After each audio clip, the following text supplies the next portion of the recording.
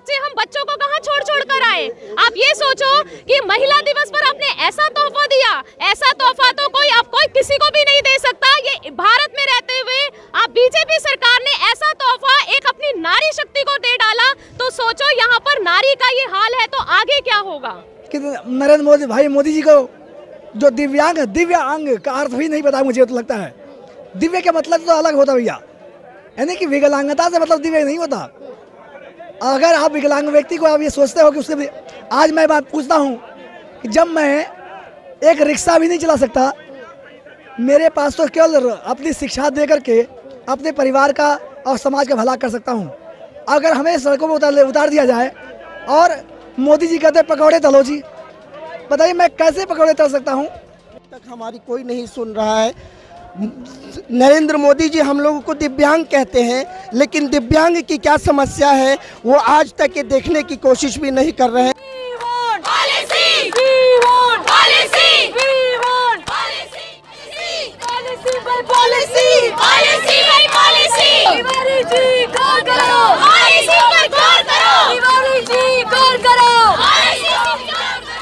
मैं इस वक्त पंडित पंथ मार्ग में हूँ। यहाँ से थोड़ी सी दूर में मिनिस्ट्री ऑफ होम है, पार्लियामेंट है। भारत देश में अतिथि को बहुत सम्मान दिया जाता है। ये अतिथि कौन सा है जो सड़क पे है? ये अतिथि कौन सा है? हम आपको बताते हैं कि ये अतिथि वही है जो आपके और हमारे बच्चों को शिक्षा देते हैं। और यहाँ पर वो लोग भी आए जो फिजिकल चैलेंज है, जिसको मोदी जी बोलते हैं दिव्यांग।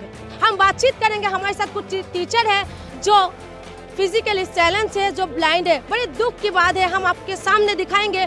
बहुत दुख की बात है कि आज 8 दिन से लगातार ये टीचर सड़क पे है और इनका कहना है कि मीडिया भी इनको कोई कवरेज नहीं दे रहे। हम लोग बातचीत करेंगे कि क्या कहना चाहते हैं, हमारे देश किस तरफ जा रहे हैं। सर क्या कहना चाहते हैं आप? मैम, हम लोगों का आंदोलन पिछले 1 सप्ताह से चल रहा है और किसी ने हम पर ध्यान नहीं दिया है। हम पहले आम आदमी के दिल्ली सरकार से हमने ये मांग करी कि वो पॉलिसी के संदर्भ में कुछ करें। उन्होंने ये काम कर दिया, वो अपने ओर से मीडिया में उन्होंने रिपोर्ट भी जारी किया। आज हम यहाँ पे आए हुए हैं क्योंकि सर्विसेज मामला वो कहते हैं कि बीजेपी के हाथ में है, तो हम इनसे मांग करना चाहते हैं, लेकिन अब तक हमारी कोई नहीं सुन रहा है। नरेंद्र मोदी जी हम लोगों को दिव्यांग कहते हैं, लेकिन दिव्यांग की क्या समस्या है वो आज तक ये देखने की कोशिश भी नहीं कर रहे हैं। और हमारे साथ सभी अध्यापक आज सड़क पे आ गए हैं, जिन्हें स्कूल में होना चाहिए परीक्षाओं के दौरान। आज सिर्फ लोग राजनीति कर रहे हैं और देश के विकास की डींगे हाँकने वाले लोग कुछ नहीं कर रहे हैं देश के विकास के लिए, क्योंकि अध्यापक ही राष्ट्र निर्माण का पहला नींव होता है। सर क्या कहना चाहते हैं कि 8 दिन से लगातार है, और क्या आप लोगों के साथ भी राजनीति चलेंगे और इनका कब तक चलेगा? क्या कहना चाहते हैं? ये तो हम अपना संघर्ष जारी रख रहे हैं मैम, क्योंकि कहा गया है कि संघर्ष हम करेंगे तो हमें सफलता अवश्य मिलेगी। लेकिन हम ये दिखाना चाहते हैं कि हमारे जज्बों में ज़्यादा दम है या उनकी राजनीति में ज़्यादा दम है। राजनीति करके वो हमारी पॉलिसी को नहीं रोक सकते, क्योंकि हमारा जज्बा, हमारा संघर्ष बच्चों की सेवा करना, बच्चों को शिक्षा देना है, और सिर्फ हम उसी के लिए लड़ाई लड़ रहे हैं कि उनको दिक्कत ना हो। आज परीक्षाओं के समय में हम स्कूल से बाहर आए क्योंकि हमको सड़क पे बैठाया गया है।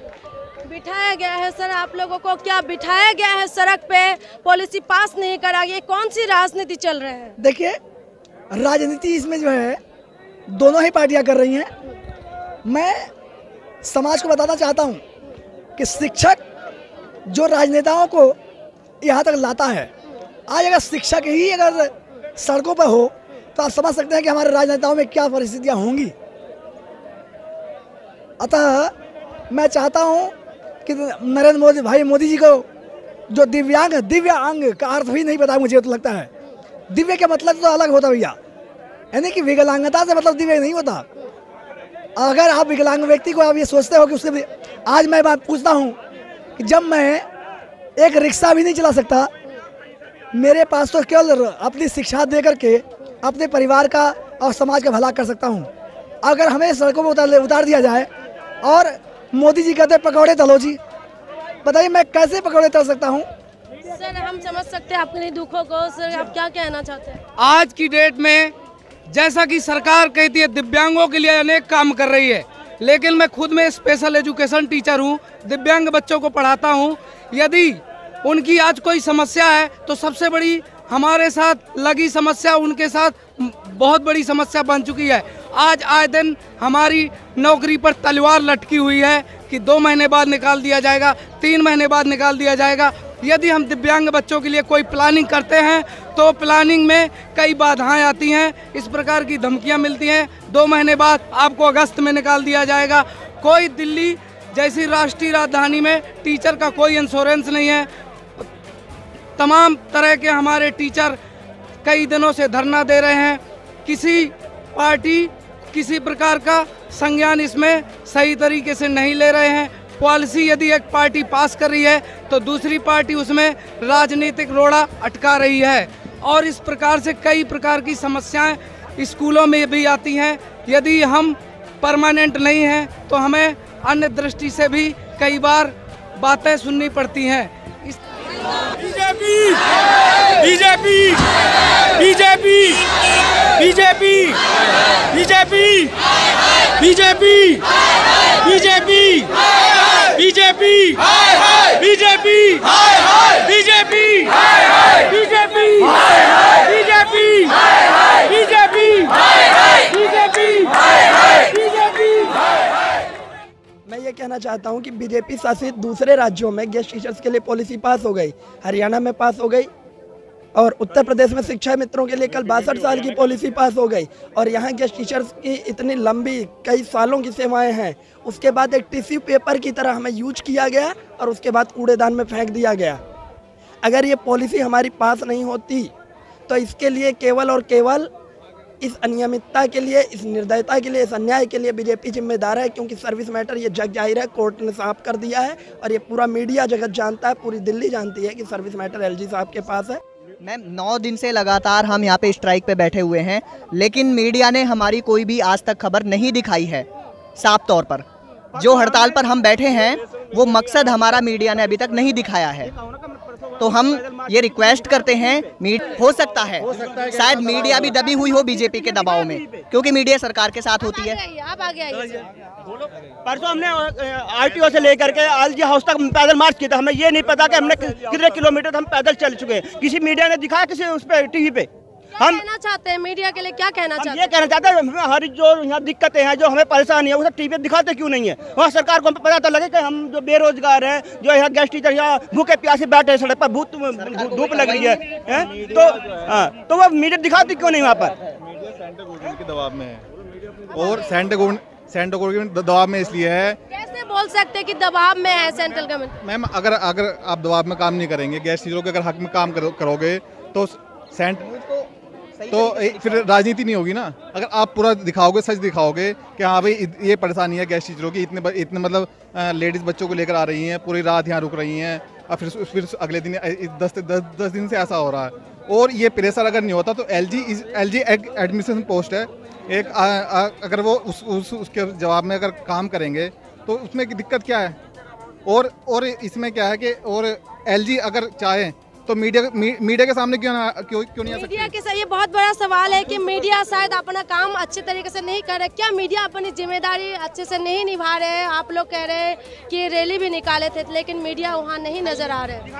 मीडिया जितना पब्लिश कर सकता है उतना पब्लिश नहीं कर रहा, ये फैक्ट है। देखो, और मैं एक बात कहना चाहती हूँ, अगर हम कहीं पर भी नौकरी करते हैं, चाहे वो प्राइवेट सेक्टर हो, हमें उस छोड़ने से पहले एक नोटिस दिया जाता है कि आपकी जॉब जा चुकी है, आप दूसरी जॉब सर्च कर लो। बट यहाँ तो हमें जॉब जाने के बाद पता चलता है हमारी जॉब चली गई, हमें यही नहीं पता हमें कल आना है नहीं आना। हर स्कूल से अगर हमें पता होता कि हमारा सर्कुलर रिन्यू हो चुका है तो हम यहाँ क्यों होते? अब तिवारी जी कहते हैं 31 अगस्त तक हमारी जॉब सिक्योर है। सर उसके बाद बताइए क्या है? हमें पॉलिसी चाहिए, हमें सिक्योरिटी चाहिए, हमें हटाना था, हमें बोलते हम नई जॉब सर्च कर लेते, पर हमें जॉब सर्च करने से पहले ही आपने लात मार दी। हम बेरोजगार हैं, हम सड़क पर बैठे हैं, इतनी औरतें, इतने बच्चे, हम बच्चों को कहाँ छोड़ कर आए? आप ये सोचो कि महिला दिवस पर आपने ऐसा तोहफा दिया, ऐसा तोहफा तो कोई किसी को भी नहीं दे सकता। ये भारत में रहते हुए आप बीजेपी सरकार ने ऐसा तोहफा एक अपनी नारी शक्ति को दे डाला, तो सोचो यहाँ पर नारी का ये हाल है तो आगे क्या होगा? मैम जब पॉलिसी एलजी तक पहुंच चुकी है तो एटलीस्ट या उस पर मिस्टेक्स निकालें या इस चीज़ को साफ करें। अगर पॉलिसी ठीक है तो उसको साइन करें। एलजी साहब ने डायरेक्टर है एजुकेशन के, उनका तबादला कर दिया रातों रात।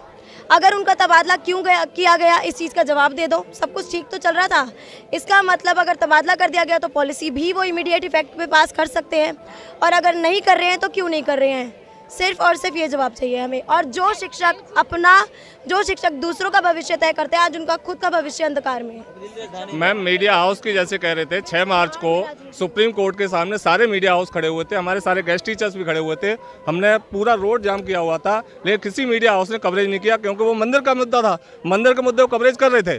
बाकी किसी मीडिया हाउस ने किसी भी गेस्ट टीचर को मीडिया हाउस को कवरेज नहीं किया। सिर्फ मंदिर, मस्जिद, जाति धर्म में रह गया क्या मीडिया? उसी पर जा रहा है, क्योंकि मंदिर उस दिन सुप्रीम कोर्ट में मंदिर इशू की का नाम है सुनवाई थी, उसको कवरेज करने के लिए खड़ा हुआ था, हमारे गेस्ट टीचर भी खड़े हुए, सारे मीडिया हाउस वहाँ खड़े हुए थे प्रगति मैदान पर, लेकिन किसी मीडिया हाउस ने कवरेज नहीं किया। हमें 22,000 लोग यहाँ खड़े हुए हैं, तकरीबन उस दिन मेरे ख्याल 15 से 20,000 लोग वहाँ पर थे रोड पर, किसी मीडिया हाउस ने कवरेज नहीं किया उसे।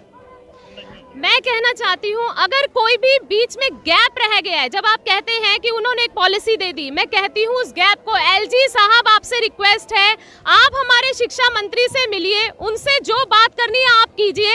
हम आप तक नहीं अप्रोच कर पाते, बट हम जो मीडिया के माध्यम से अप्रोच कर रहे हैं, आपसे प्लीज ये रिक्वेस्ट है, अपना कम्युनिकेशन गैप जो आपके बिटवीन दोनों के या फिर तिवारी सर के रह गया है, आप आए, एक दूसरे से मीटिंग करें और उसको क्लियर करें। हमारी मीटिंग शायद मीटिंग नहीं थी जो एलजी सर ने हमारे साथ की, कल हम लोग सब वहीं थे। 2 मिनट अगर आपने अपने शब्द बोल दिए, अपनी बातें बता दी, तो मैं कह सकती हूँ वो मीटिंग नहीं थी। मीटिंग करनी है तो सर मीटिंग कीजिए, जो कीजिए, पर हमारी प्रॉब्लम को रिजॉल्व कीजिए, हमारी पॉलिसी को पास कीजिए, ताकि हम कम्युनिकेशन गैप है उसको फिनिश कीजिए, उसको खत्म कीजिए।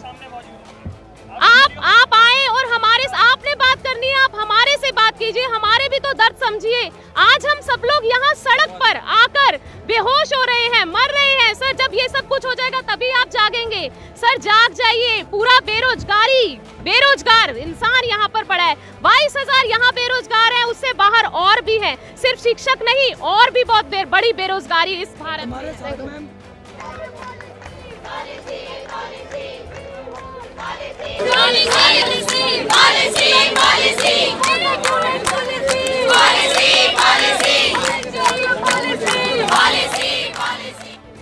गेस्ट टीचर आज 14 पंडित पंथ मार्ग में बैठे हुए हैं, लेकिन 14 पंडित पंथ मार्ग में नहीं है, 12 पंडित पंथ मार्ग में है। यहाँ से थोड़ी सी आगे ही है बीजेपी ऑफिस, लेकिन उनको वहाँ तक जाने नहीं दिया, जिसकी वजह से बैरियर लगा हुआ है। और उसकी थोड़ी सी अगर आप आगे चले जाएंगे तो आप देखेंगे मिनिस्ट्री ऑफ होम है, जो सरकार वादा करते हैं पूरा करने का, विकास की बात कहते हैं, नौकरी देने की बात कहते हैं, लेकिन हम इस तरफ आपको एक नई तस्वीर दिखाते हैं कि महिला से लेके सब लोग आज रोड पे है, और इनका कहना है कि इनकी पॉलिसी पास नहीं हुआ और इनके साथ भी राजनीति हो रहा है। ऐसा क्या पेश कहाँ पर फंस रहा है, बार बार इन लोगों का ऐसा क्यों कहना है? आज से लगातार ये लोग प्रोटेस्ट में है, 9 दिन हो चुका है, लेकिन इनकी आवाज़ कोई नहीं सुन रहे, और कहना भी यही है कि मीडिया भी इनकी आवाज़ नहीं उठा रहे हैं। ऐसा क्यों? कहाँ पर इनका प्रॉब्लम है और कहाँ रुका हुआ है इनका ये प्रॉब्लम?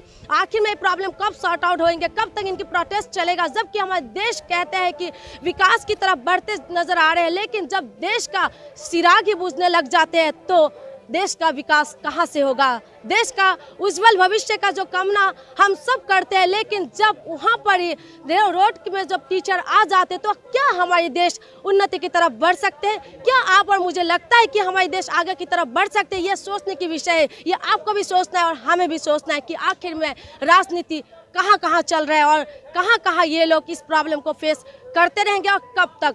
तब तक आप लोग हमारे साथ बने रहिए।